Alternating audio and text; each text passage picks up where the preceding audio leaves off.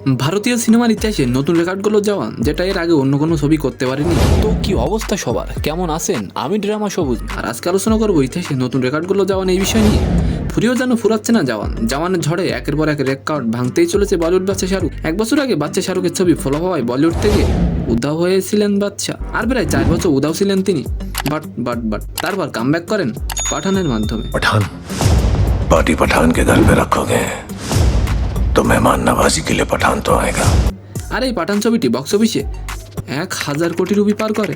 তারপর কিং শাহরুখ হাজির হয় জওয়ান নিয়ে। बेटे को हाथ लगाने से पहले आपसे बात कर।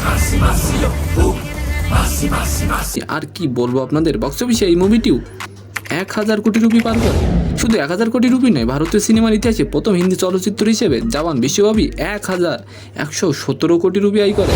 আর সেই সাথে 2023 সালে সর্বোচ্চ আয়কারী সিনেমার মর্যাদাও পেয়েছে জওয়ান সিনেমাটির প্রযোজনা প্রতিষ্ঠান রেড চিলিজ এন্টারটেনমেন্টের পোস্টে আরও বলা হয়েছে, জওয়ান টিকিট উইকেন্ডে 5ম সপ্তাহে প্রবেশ করেছে, কিন্তু সদ্য মুক্তিপ্রাপ্ত অন্যান্য সিনেমাগুলির থেকেও ভালো ফল করেছে।